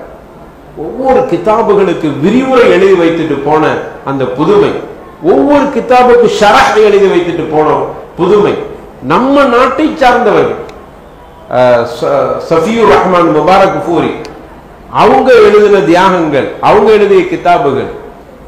அதே மாதிரி தப்லீக் ஜமாத்துடைய ஜக்கரியா மௌலானா என்று சொல்ல நமக்கு நிறைய விமர்சனம் இருக்கலாம் அவர்கள் மேல, அகீதா ரீதியாக நிறைய விமர்சனம் இருக்கிறது. அவங்க முஅத்தா கிதாபுக்கு சமீபத்தில் முஅத்தா தமிழாக்கம் செய்வதற்கு ரஹ்மத் அந்த இதுல அந்த அவங்க அதுக்கு தர்ஜமா செய்யறதுக்கு ஒரு முயற்சி எடுக்கிறாங்க. அப்போ மொத்த கிதாபுல சில வார்த்தைகளுக்கு விரிவுரை இல்லாம ஷரஹ பார்க்காம அது தர்ஜமா செய்ய முடியாது. பொதுவாக எல்லா ஹதீஸுக்கும் அப்படித்தான். அதுக்கு விரிவுரை பார்த்தா தான் சரியான முறையில பொருளை புரிஞ்சுக்கிற முடியும். அப்ப அதுக்கு யாரு விரிவுரை எழுதிருக்கான்னு அப்படியே தேடி பார்க்கறாங்க. பார்க்கும்போது தான் தெரியுது ஜக்கரியா மௌலானா நம்ம நாட்டை சார்ந்தவர், காந்தகலவி. அவர் அரபியில ஒரு விரிவுரை எழுதி வச்சிருக்கிறார். இன்னைக்கு அரபுகள் கூட முஅத்தா கிதாபுக்கு ஷரஹ பார்க்கும்போது ஜக்கரியா மௌலானா காந்தகலவி என்ன சொல்றாரு அப்படிங்கிறத பார்க்காம அவங்களால இருக்க முடியாது. விமர்சனம் நிறைய இருக்கலாம். அவர் ஷேகுல் ஹதீஸா இல்லையா, அவர் நிறைய கட்டுக்கதைகளை எழுதி வச்சிருக்கிறாரு ஃபஸாயில் அமால் என்கிற பெயரால். அதெல்லாம் தாண்டி இல்முக்கு நிறைய ஹித்மத்தும் பண்ணியிருக்கிறார். இன்னைக்கு மொத்தாவுடைய விரிவுரை, ஜக்கரியா மௌலானாவுடைய விரிவுரை எடுத்துக்கொள்கிறோமா இல்லையா? இப்படி நிறைய கிரந்தங்கள். இதெல்லாம் நம்ம எதுக்கு நான் சொல்றேன்னா, உலமாக்கள் இப்படியான தியாகங்களை செஞ்சிருக்கிறார். தாடியை பற்றி ஜக்கரியா மௌலானா கிதாப் எழுதியிருக்கார். என்னடா இவன் தப்லீகார மாதிரி பேசுறான்னு நினைக்காதீங்க. தப்லீகுக்கு நாம அகீதா ரீதியாக தப்லீக் ஜமாத்து ஒரு வழிகேடு, அதை முதல்ல நான் பதிவு செஞ்சுக்கிறேன். ஏன்னா தப்பான பிரச்சாரம் பண்ணிக்க கூடாது. ஆனா கல்விக்காக வேண்டி செய்யக்கூடிய தியாகத்துக்காக சொல்றேன். தாடியை பற்றி ஒரு கிதாப், குவைத்தினுடைய அரசாங்க அங்க உள்ள அந்த இஸ்லாமிய வஸாரத் ஷுஊன் இஸ்லாமியா என்கிற அந்த வஸாராவின் அமைச்சகத்திலிருந்து ஒரு கிதாபை வெளியிட்டு இருக்கிறாங்க தாடியை பற்றி. அந்த கிதாபு பார்த்தீங்கன்னா சின்ன கிதாபு தான், அரபியில ரொம்ப அற்புதமா இருக்குது. படிச்சு கடைசியில் யார் எழுதுன்னு பார்த்தா ஜக்கரியா மௌலானா எழுதியிருக்கிறார். அப்போ இந்த கல்வியெல்லாம் அவர்கள் தேடுவதற்கு எப்படி கஷ்டப்பட்டார். அந்த காலத்துல மதீனால போய் படிச்சுட்டு வந்தாங்களா? இல்மு இங்கிருந்து போச்சு. இங்க சரியான அகீதாவுடைய உலமாக்கள் இருந்தாங்க. சித்திக் ஹசன் கான் மாதிரியான அறிஞர்கள் அன்னைக்கு இருந்தாங்க. அவ்வளவு பெரிய தியாகம். இன்னைக்கு தான் புதுசா நம்ம தான் தௌஹீத இந்த மக்களுக்கு எடுத்து சொன்னங்கிறதெல்லாம் அது வேண்டுமான நம்முடைய பிரச்சாரங்கள் இருந்திருக்கலாம். ஆனா முன்னாடியே அஹ்லே ஹதீஸ் அந்த காலத்தில் இருந்த இந்த ஏகத்துவத்தை சொல்லிக்கிட்டே இருக்கிறாங்க. அப்ப அதனால அருமையானவர்களை, இந்த இல்மை சார்ந்த அறிஞர்களுடைய தியாகங்களை நாம் நினைத்து பார்க்கணும். அவைகளை படிக்கிற பொழுதுதான் ஒவ்வொரு கிதாபுகளையும் கையால எழுதியே ஓதி இருக்கிறாங்க. கையாலேயே எழுதுவாங்க. ஏன் நாங்க எங்க காலத்துல கூட அல்ஃபியானா கிதாபா வந்துருச்சு. இருந்தாலும் இவங்களுடைய உஸ்தாதுகள் உங்களுக்கு அப்படித்தானே அல்ஃபியா எழுதியதுன்னு ஓதி இருப்பீங்க நீங்க. உங்களுக்கு நாங்கெல்லாம் அல்ஃபியாவை கையால எழுத சொல்லுவாங்க எங்க உஸ்தாத். கிதாப் இருக்குது, அவங்க இல்ல நீ கையால எழுது. நாங்க கிதாபால எழுதுவோம். அதனுடைய ஷவாயிது, அதனுடைய அந்த பைத்து மாதிரி இருக்கும், அதையெல்லாம் எழுதுவோம். துஹ்ஃபத்துல் வர்தியா காலல் ஃபகீரு வமருபுல் வர்தி லில்லாஹி ஹம்தன் அப்படின்னு சொல்லி அதெல்லாம் அரபிலேயே அத கிதாபு இருந்தும் கூட எழுதி படிப்போம். ஏன் தெரியுமா? எழுதி படிக்கிற போதுதான் எங்களுக்கு வழி தெரிகிறது அந்த இமாம் எவ்வளவு கஷ்டப்பட்டாங்க. இன்னைக்கு கிதாபை கையில கொடுத்துறோம், ஜெராக்ஸை கொடுத்துறோம். நான் கூட ஒரு 2-3 நாளைக்கு முன்னாடி ஷேக்கிட்ட பேசிட்டு இருக்கும்போது சொன்னேன், நாங்க மதரசால சீராவுக்கு ரஹீக்கு தான் வச்சிருந்தோம். ரஹீக்கு தான் சீரா பாடம் தான் இருக்கிற பாடத்திலேயே ரொம்ப லேசான பாடம். எந்த ஆசிரியர் எடுத்துருவாங்க. நஹவு, சர்ஃபு, ஹதீஸ், தப்சீர்னா கொஞ்சம் யோசிப்பாங்க. இது சீரா பிரச்சனை இல்லை, சும்மா படிச்சுட்டு அப்படி சொல்றது தானே. ஆனா அந்த நேரத்துல ரஹீக்க சீராவுக்கு வச்சிருந்தோமா, ஆனா சீராவை எடுக்கிறதுக்கு ஆசிரியைகள் கொஞ்சம் தயங்குவாங்க. ஏன்னா அதை முத்தாலா செஞ்சு காலையில பாடம் நடத்துறோம்னா கிட்டத்தட்ட ஒரு 3 மணி நேரம் 4 மணி நேரம் அதை படிக்கணும். அதுல உள்ள அரபி வார்த்தையினுடைய வார்த்தை சாதாரண அரபி அல்ல, அதுக்கு டிக்ஷனரி இல்லாம அது புரிஞ்சிக்கிற முடியாது சில வார்த்தைகளை. முபாரக் புரி நம்ம நாட்டுக்காரர் எழுதினதுதான், அவ்வளவு உயர்ந்த ஸ்டைல்ல எழுதியிருக்கிறார். அதை ஒரு தடவை நான் படிக்கணும்னு சொன்னா அதை பிள்ளைகளுக்கு பாடம் நடத்தணும்னா ஒரு அரை மணி நேரம் நடத்தணும்னா எத்தனை மணி நேரம்? ஒரு 5 மணி நேரமா செலவழிக்கணும். சீரா பாடாது, அப்படி ஒரு கஷ்டம் இருந்துச்சு. அதனால உஸ்தாதாக்கள் என்ன செய்வாங்க, இல்ல சீரா எடுங்க, இல்ல அது டைம் இல்லை அப்படிம்பாங்க. நீங்க ஆலிம்கள் யாராவது எடுத்துக்கிறீங்க. இப்போ எல்லாரும் எனக்கு சீராவை தாங்கன்னு கேட்கிறாங்க. ஏன் தெரியுமா? தமிழ் வந்துருச்சு. கடைசியில் நம்முடைய இல்முடைய அந்த கீமத்து நமக்கு புரியாம போயிடுச்சு. ரியாது சாலிஹீன் சாலிஹ் இப்னு உஸைமீன் ரஹிமஹுல்லாஹ், அல்லாஹ் ரஹ்மத் செய்யட்டும், ஒளிமயமாக்கட்டும், அவங்க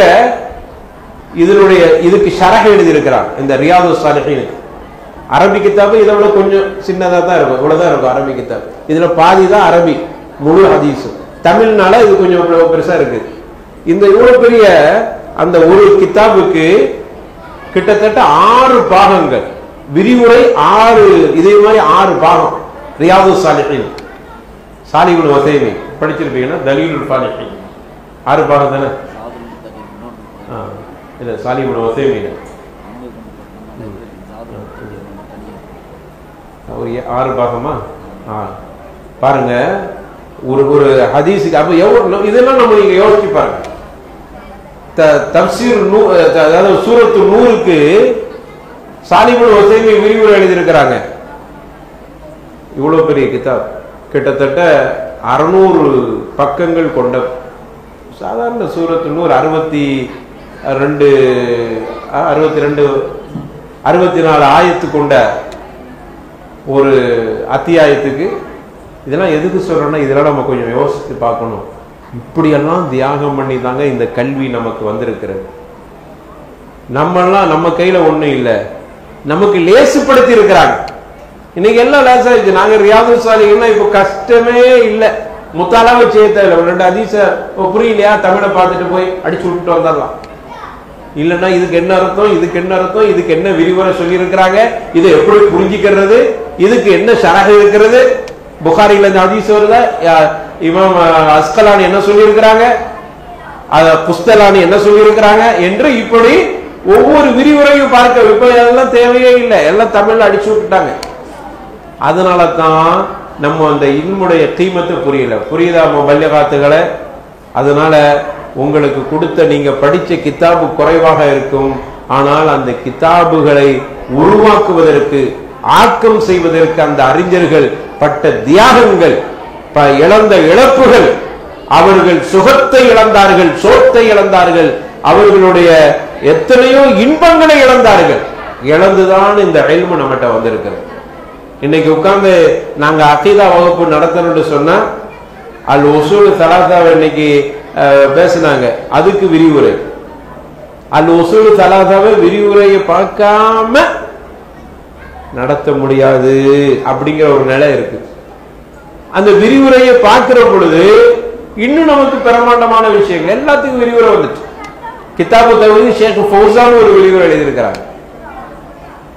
இப்படி ஒவ்வொரு அறிஞர்களும் அவங்களுக்கு முடிந்த அளவுக்கு தியாகங்கள் செஞ்சிருக்காங்க. எனவே அருமையானவர்களை, இதையெல்லாம் நினைச்சு பார்க்கும்போது பெரிய தியாகம் நடந்திருக்கிறது இந்த இல்மு விஷயத்துல. ஆனா இன்னைக்கு அதை பற்றியான பெரிய விஷயம் இல்லை, எல்லாம் தமிழ்லையும் நமக்கு தெரிந்த மொழியிலையும் வந்த காரணத்தால அது பெருசா நம்ம எடுத்துக்கிறீங்க. என்ன பெரிய இது ரியாது சாலிகளை 10 ஹதீஸ் அதான் தமிழ் இருக்கிறத பார்த்துட்டு போயிடுவோம். புகாரியுடைய ஹதீஸா அதான் பார்த்துட்டு போயிடுவோம். புகாரி ஹதீஸ் தமிழ்ல வந்தது ஹைரா ஷர்ரா அப்படிங்கும் போது ஹைரு ஏராளம் இருக்கிறது, ஷர்ரும் கொஞ்சம் சேர்ந்து வந்திருக்கு. இது இப்படி சொல்லும்போது உங்களுக்கு தப்பாவோ கோபமா நீங்க எடுத்துக்கிறாதீங்க, அல்லது நான் தப்பா கூட புரிஞ்சிட்டேன்னா எனக்கு தெரியல. ஒருத்தர் வந்து சொல்ற அபுல் காசிம் என்று பேர் வைக்க கூடாது. ஒருத்தர் ஃபத்வா கொடுக்கிறார், ஏன் அபுல் காசிம் என்று பேர் வைக்க கூடாது? புகாரில் ஹதீஸ் இருக்குது, தமிழ் எடுத்துட்டு வந்து காட்டுறார். கரெக்ட். அப்ப இது எந்த சந்தர்ப்பத்தில் சொல்லப்பட்டது, இது எப்போ சொல்லப்பட்டது, இதனுடைய உண்மையான சட்டம் என்ன எப்போ தெரியும்? விரிவுரை இமாம் அஸ்கலானி கிட்ட போகணும், குஸ்தலானி கிட்ட போகணும், அப்ப அவங்க விரிவுரை சொல்லுவாங்க. இன்னைக்கு அந்த வாய்ப்பு இல்லை, தமிழ்ல இருக்கிறது ஃபத்வாவை கொடுத்துறாங்க. அப்போ இல்முடைய அந்த தியாகங்கள் அவைகளை நம்ம புரிந்து கொண்டாதான் நம்ம படிச்சிருக்கிற கல்வியினுடைய அந்த மகத்துவத்தை புரிஞ்சுக்கிற முடியும். சாதாரண கல்வி அல்ல, ஒரு பெரிய தியாகம், அதை சார்ந்த கல்வியை தான் நம்ம படிச்சிருக்கிறோம். அப்படியானால் அதற்கு எவ்வளவு முக்கியத்துவம் இருக்கு. அல்லாஹ் ரசூலை பற்றியான அந்த கல்வியை தெரிந்து கொள்வதற்கு நான் படிக்க முற்படுகிற பொழுது அந்த உலமாக்களுடைய தியாகங்களை எல்லாம் கண்ணுக்கு முன்னாடி கொண்டு வந்துட்டுன்னு வைங்க, நம்ம ஒண்ணுமே செய்யல. அப்ப நான் ஆலிம், நான் அறிஞர், நான் முபல்லிகா, நான் வந்து அப்படின்னு சொல்ற அந்த பெருமை ஒண்ணு இல்லாம ஆயிரும். நம்ம சும்மா நாக்கில் தான் தெரியுதா? நக்கல் தமிழ்ல சொல்லுவோம்ல, இதை நக்கல் எடுத்துட்டு வாங்கன்னா என்ன அர்த்தம்? ஜெராக்ஸ் எடுத்துட்டு வாங்க, அரபில உள்ளதான், அரபு தான் செம்மொழி, அதுல இருந்து வந்ததான் தமிழ்ல நக்கல். நம்ம என்ன செஞ்சிட்டோம்? நக்கல் எடுத்துட்டு வாங்க அப்படிங்கிறோம். நம்மளாம் நாக்கில் அதுல இருந்து பார்த்து அப்படியே காப்பி எடுத்து சொல்றோம், அவ்வளவுதான். அதுக்கு முன்னாடி உள்ள தியாகம் உள்ள ஒளிந்து இருக்கிறது. அதை நினைத்து பார்த்தால் நான் பெரிய ஆலிம் இல்லை. நான் எப்போ சரியான ஆலிமாக இருக்க முடியும்? அல்லாஹ் இடத்துல கற்றதின்படி அமல் செஞ்சு பெருமை இல்லாம எனக்கு தெரிஞ்ச 4 பேருக்கு சொல்றது, நானும் அமல் செய்யறது. அப்பந்தான் உண்மையான ஆளு, அப்பந்தான் உண்மையான முபல்லிகா, அப்பந்தான் உண்மையான தாயியா, அப்பந்தான் உண்மையான அல்லாஹ்வும் ரசூலும் நமக்கு சொல்லிய அற்புதமான கல்வியை படித்தவராக கருதப்படுவோம். இல்லை என்றால் பெரிய ஆளி, உலகத்திலேயே பெரிய அறிஞர் யாரு? ஷைத்தான். அவனுக்கு தெரியாத இல்மு இல்ல, பெரிய அறிஞர். அவன் அறிஞருங்கிறதுக்கு அவனை தலையை தூக்கி வச்சுட்டு அவுது பில்லாஹி மினஷ் ஷைத்தானிர் ரஜீம், எரியப்பட்ட ஷைத்தான், வீசப்பட்ட ஷைத்தான் சொல்றோமா இல்லையா? லஅனத்துல்லாஹ் அப்படி சொல்றோமா இல்லையா? அவனுக்கு பெரிய அறிஞர். ஆனால் ஏன் அவன் மரியாதை இல்லாம ஆயிட்டான்? அவனுடைய இல்ம் பயனளிக்கவில்லை. அதான் இல்மு நாஃபியாவுடைய முக்கியமான விஷயம். பயனுள்ள கல்வியை அவனுடைய கல்வி அவனுக்கு பயன் கொடுக்கவில்லை. அவன்கிட்ட இருந்தது பெருமை இருந்தது, அதனால் அல்லாஹ்வுடைய கட்டளைக்கு மாறு செய்தான். அப்ப நானும் படிச்சுட்டு அல்லாஹ்வுடைய கட்டளைக்கு மாறு செஞ்சா நவுது பில்லாஹ், ஷைத்தானுடைய சிஃபத்து நம்மகிட்ட வந்துருச்சு. ஷைத்தானுடைய பண்பு ஒருத்தன் வந்துட்டா அவன் பெரிய படிச்சவனா இருந்தாலும் அவன் எப்படி ஆலிமா இருக்க முடியும்? அவன் யாரு? ஷைத்தான். ஏன்? கற்றான், அதன்படி அமல் செய்ய இல்லை. ஷைத்தான் கற்றான், அதன்படி அமல் செய்ய இல்லை. அதனால அவன் ஷைத்தானா போயிட்டான், தூரம் வீசிட்டான்ல ரப்பல் ஆலமீன். நவுது பில்லாஹ். அப்போ இன்னைக்கு நம்முடைய கல்வி அந்த மாதிரியான ஒரு நிலைக்கு போய்விடக்கூடாது. அதனால படித்ததனால் சிறப்பல்ல, நீங்கள் கற்று உங்க வாழ்க்கையில அதை செயல்படுத்தினால் மட்டும்தான், அதை பிறருக்கு எடுத்து சொன்னால் மட்டும்தான் அந்த இல்முக்கு மரியாதை இருக்கிறது, இஸ்ஸத் இருக்கிறது. அதைத்தான் எல்லா உலமாக்களும் செஞ்சாங்க. எல்லாம் படிச்சுட்டு பேசாம இருந்தாங்கன்னா நமக்கு இல்மு வந்திருக்காது. இமாம் அஸ்கலானி அப்படி நினைச்சிருந்தா, நம்ம படிச்சது போதும் என்னத்தை போட்டு செய்யறது அப்படின்னு இருந்தாங்கன்னா நமக்கு புகாரிக்கு விரிவுரை கிடைச்சிருக்குமா? இமாம் நவவி அப்படியே உட்கார்ந்து இருந்தா நமக்கு சஹீஹ் முஸ்லிமுக்கு விரிவுரை கிடைச்சிருக்குமா? இப்படி ஒவ்வொரு விரிவுரையாளர்களும் அப்படி நினைச்சு அமைதியா உட்கார்ந்து இருந்தாங்கன்னா அது இந்த மாதிரி வந்திருக்குமா? அப்ப நாம் படிச்சிருக்கிறோம், என்ன செய்ய போகிறோம்? அது ஒரு கேள்வி இருக்குதா இல்லையா? பள்ளிகா நீங்க படிச்சுட்டீங்க, இப்ப என்ன செய்ய போறீங்க? என்ன செய்ய போறீங்க? கல்வியை பிறருக்கு கொடுக்கிற வேலையும் செய்யணும், மேற்கொண்டு நம் கல்வியை கற்பதற்குண்டான வேலையும் செய்ய வேண்டும். அதனால நீங்க நிறைய வாசிக்கணும், நிறைய படிக்கணும். இது ஒரு சும்மா ஒரு வழியை காமிச்சிருக்கிறார்.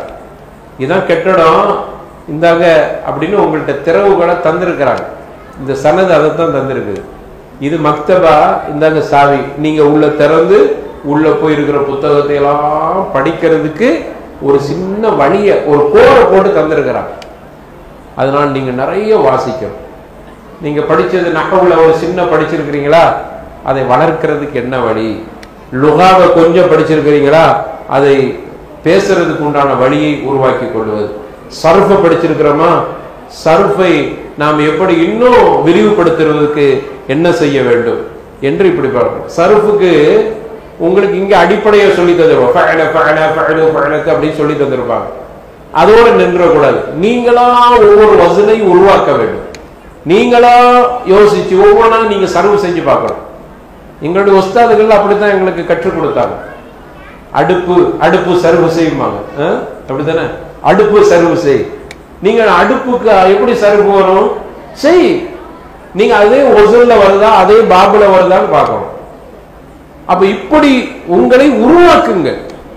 கற்று சின்னதுதான், சிறிய அளவு தான், நுக்தா தான். நாங்க 7 வருஷம் படிச்சோம், இன்னைக்கு 3 வருஷம் 4 வருஷத்துக்கு இந்த கல்வி அழகா கொடுத்துட்றாங்க. 7 வருஷம் படிச்சுட்டு வந்த ஆளும் அங்க நின்றுகிட்டு பயான் பண்றாரு. இங்க 4 வருஷம் படிச்சுட்டு போனவங்க அக்கீதால தப்பு செய்யறாங்கன்னு சொல்லிடுறாங்க. சொன்னாங்கல்ல மிஷ்காத்துக்கு, சொன்னாங்கல்ல இன்னைக்கு படிச்சுட்டு இருக்கிற மதரசாக்களுடைய லட்சணங்களை. அப்போ நம்முடைய இல்மை வளர்க்கணும், அடுத்தடுத்து உள்ள போயிட்டே இருக்கணும். அக்கீதா, நமக்கு ஒரு அக்கீதாவை படிச்சு தந்திருக்கிறாங்க. நாங்க படிச்ச அக்கீதாலாம் வழிகேட அக்கீதா. அந்த அக்கீதாவோட முடங்கி கிளம்பி இருந்தோம்னா இன்னைக்கு ஏதாவது ஒரு கபர்ல உட்கார்ந்துகிட்டு இருப்போம். இன்னைக்கு ஏதாவது ஒரு மௌலித படிச்சுட்டு இருப்போம். யா சையதி சனதி கௌதி யமததி அப்படின்னு ஏதாவது ஒரு பாட்டு படிச்சுட்டு இருந்திருப்போம். நாங்க படிச்ச அக்கீதா அப்படி. அப்போ என்ன பண்றோம்? அக்கீதாவில் நம்ம படிச்சிருக்கிறது தப்பான அக்கீதா.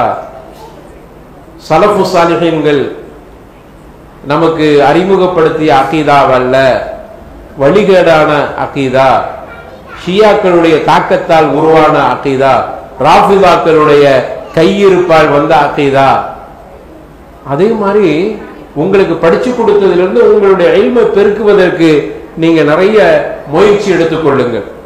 இதைத்தான் நான் இங்க பட்டம் பெற்றிருக்கிற முபல்லிகாத்து சனது பெற்றிருக்கிற அந்த முபல்லிகாத்துக்கு நான் கூறிக்கொள்வேன். எனவே சுருக்கமாக சொல்ல வேண்டுமானால், நீங்கள் கற்றது ரொம்ப குறைவு.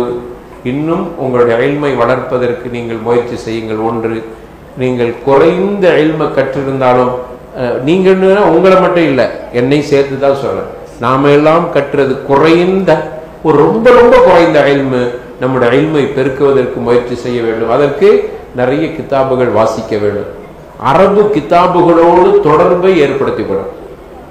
அரபு கிதாபுகளோடு தொடர்பு. நாங்களாம் ஓதிக்கிட்டு இருக்கிற காலத்துல 1வது சும்ரா 2வது சும்ரா இவங்க நானும் ஒரே மதரசால தான் ஓதணும். அவங்க அப்போ என்னோட 6 சும்ரா முன்னாடி, 6 வருஷத்துக்கு முன்னாடி, அவங்க 7வது வருஷம் ஓதிக்கிட்டு இருக்கும்போது தான் நான் முதல் வருஷம் போய் சேர்றேன். அவங்க தான் அங்க உள்ள பெரிய மக்தபா, எங்க ஊர்ல எங்க மதரசால இந்த அறையை விட பெருசா இருக்குன்னு நினைக்கிறேன். இது முழுக்க கித்தாபு தான் இருக்கும். அந்த காலத்துல எல்லா வகையான கித்தாபு அங்க இருக்கும். ஷிர்க் இருக்கும், பிதாத் இருக்கும், அஹ்லு சுன்னாவுடைய கித்தாபுகளும் இருக்கு. எல்லாத்தையும் வச்சிருப்பாங்க. அதுக்கு பொறுப்பாளராக இருந்தாங்க. மக்தபாக்குள்ள போய் அரபி படிக்க தெரியாது. கித்தாப் எடுத்து வாசிப்போம். ஏன் தெரியுமா? தப்பா வாசிப்போம். ஆர்வம், எங்களுக்கு படிக்கணுங்கிற ஆர்வம். எங்களோடு இருந்த மாணவர்கள் ஒரு கித்தாபை எடுத்துட்டு போய் அது அரக்கத்தெல்லாம் இருக்காது, இன்னைக்கு ஜபர்ஜர்லாம் இருக்காது. அதை போயிட்டு சும்மா வாசிப்போம். வாசிச்சு வாசிச்சு அப்புறம் தப்பா வாசிச்சு தப்பா வாசிக்கிறதே தெரியாம தப்பா வாசிப்போம். அதுக்கு பிறகு எங்களா அறியாமலே நீ வாசி, அவர் வாசிப்பார். ஏன் இங்க தம்மு வச்சா, இங்க ஏன் ரஃபா வச்சா அப்படின்னு கேட்போம். பேசியா இங்க வந்துச்சு? இல்லையே, பேச வரக்கூடாத, இங்க ஜபர்ல வரணும். இன்னொரு இல்ல இல்ல இங்க கசர்ல வரணும்.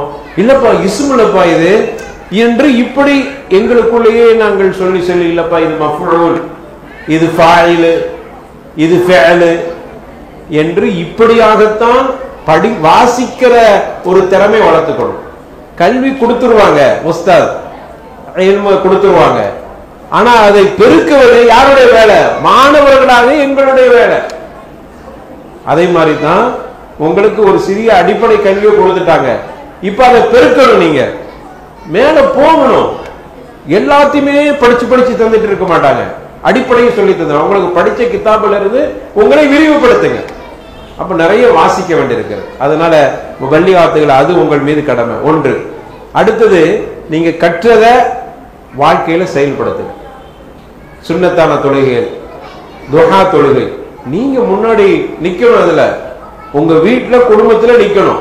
நிறைய தந்தைமார் சொல்றாங்க, பிள்ளைய நம்ம பல்லிகா படிக்க வச்சோம், ஆலிமா படிக்க வச்சோம், டிவிக்கு முன்னாடி சீரியலுக்கு முன்னாடி அவதானே உட்கார்ந்து இருக்கிறா அப்படின்னு வரக்கூடாது. வந்துச்சுன்னா அது இல்முல எந்த ஃபாயிதாவும் இல்லை, எந்த பிரயோஜனமும் இல்லை. அப்போ நீங்கள் வாழ்க்கையில் அமல் செய்யணும். உங்களோட நடவடிக்கைகளை மாற்றம் இருக்கணும்.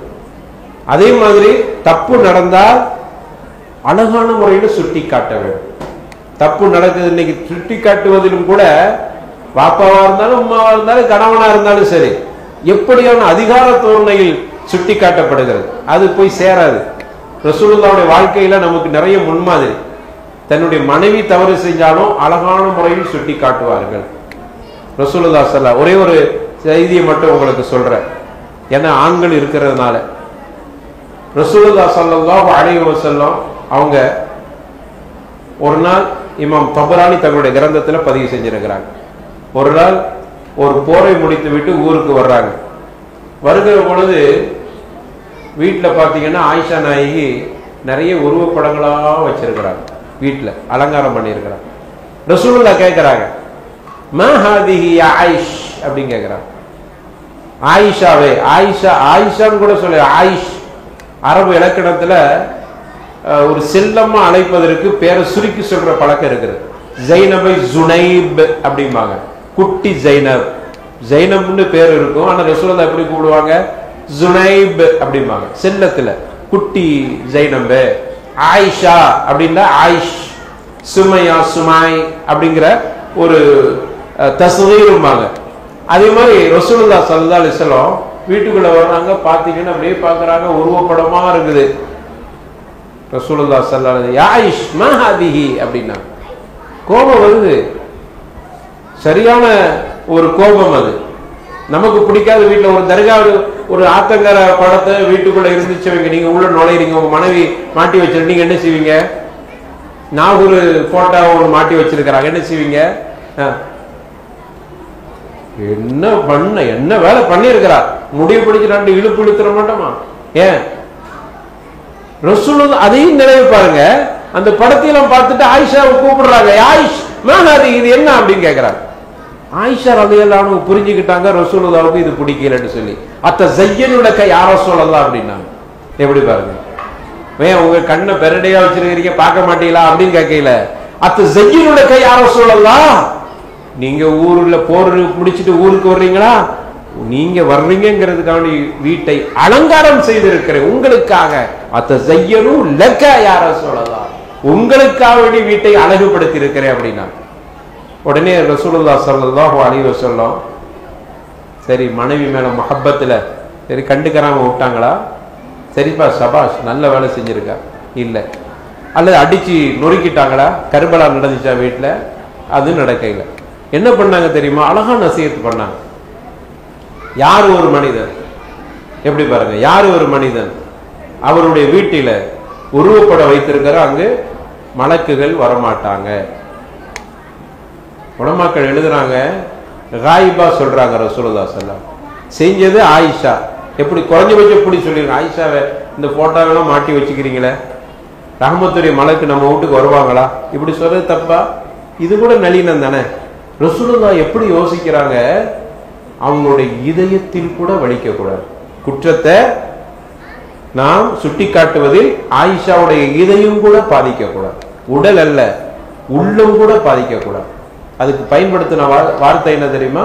யாரு ஒரு மனிதன், படரக்கையா சொல்றாங்க, யாரு ஒரு மனிதன், கிதாபா சொல்ல வேண்டியது, யாரு ஒரு மனிதன் தன்னுடைய வீட்டில அப்படிங்கிறாங்க. இதன் மூலமாக ஆயிஷா ரலியல்லாஹு புரிந்து கொண்டார்கள். அதை தூக்கி அப்படி வீசிட்டாங்க. நளினமாக நடந்து கொண்டது மனைவி கிட்ட கணவர். அதே மாதிரி தாவாவில் நாம் அப்படி நடந்து கொள்ள வேண்டும். பார்க்கிற ரசூலுல்லாஹ் ஸல்லல்லாஹு அலைஹி வஸல்லம் அப்படித்தான் நடந்தாங்க. ஒரு முறை உமர் கத்தாப் ரலியல்லாஹு அன்ஹு அவருடைய மகனார் அப்துல்லாஹ் இப்னு உமர்ங்கிறோம், அவங்க கொஞ்சம் தஹஜ்ஜத் தொழுகையில கொஞ்சம் தஹாவுனா இருந்தாங்க, குசலா கொஞ்சம் அலட்சிய போக்கோடு இருந்தாங்க தஹஜ்ஜத் தொழுகையில. யாரு? இப்னு உமர் ரலியல்லாஹு அன்ஹு.